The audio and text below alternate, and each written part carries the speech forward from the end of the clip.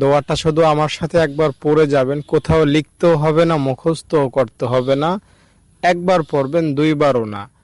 আপনার গোটা জীবনের জানা অজানা যত গুনাহ আছে সব মাফ হবে।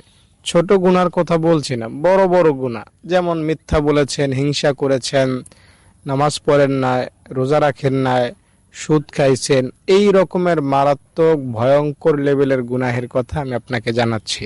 ইনশাআল্লাহ এই দোয়াটা এতই অ্যাকশনে ভরপুর, যেই পড়বে সাথে সাথে অ্যাকশন। এই দোয়াটা যদি আজকে ফেরাউনও পাঠ করত, ফেরাউনের গুনাহ আল্লাহ মাফ করে দিতেন। তাই আপনি তো ফেরাউন না, ফেরাউনের মতো তো গুনাহ আপনার নাই। আপনাকে আল্লাহ তাআলা নিশ্চিতভাবে ক্ষমা করবেন। দোয়াটা পড়লেন মানে নিষ্পাপ হয়ে গেলেন, বাবু একদম মায়ের পেট থেকে বের হয়েছেন ওই রকম হয়ে যাবেন। হাদিস শরীফ এসেছে, নবীজি বলেছেন 5 বার যদি কেউ গোসল করে তাহলে তার শরীরে যেমন ময়লা থাকতে পারে না, 5 ওয়াক্ত নামাজ পড়লে তার কোনো গুনাহ থাকতে পারে না।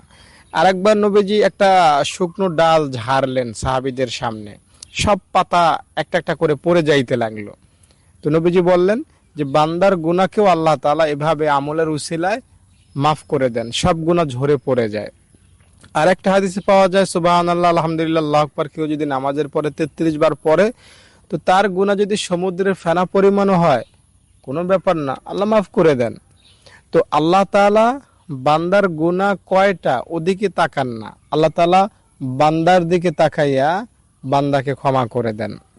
আমি যে দোয়াটা আমি এখন আপনাকে বলবো, বিশ্বাস নিয়ে ভরসা নিয়ে দোয়াটা একবার পাঠ করবেন, ইনশাআল্লাহ আপনি শিশু হবেন। দোয়াটা আপনাকে বলছি তার আগে অনুরোধ করব, একটা লাইক করেন এবং কমেন্টে আমিন লেখেন। যারা লাইক করলেন, কমেন্টে আমিন লিখলেন, আল্লাহ তাদের মনের আশা তুমি পূরণ করে দাও, তাদের গুনাহ তুমি মাফ করে দাও, আল্লাহুম্মা আমিন।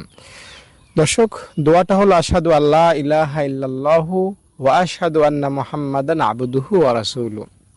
এই দোয়াটা কেউ যদি পড়ে উজু শেষ করে, তাহলে তার জন্য জান্নাতের 8টা দরজা খুলে যায়, সে যে কোনো দরজা দিয়ে দাপটের সহিত জান্নাতে পৌঁছতে পারবে।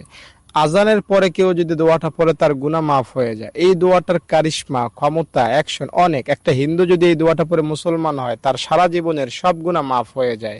তাই আপনিও যদি এই দোয়াটা আজকে পাঠ করেন, মন থেকে, দিল থেকে, অন্তরের গহীন থেকে, কোনো গুনাহ থাকবে না। দায়িত্বর সাথে বলছি, দোয়াটা পাঠ করার নিয়ত করবেন যে আমি অতীতের গুনাহ ক্ষমা পাইতে চাই, ভবিষ্যতে আর গুনাহ করব না, এই আশায় দোয়াটা পাঠ করছি।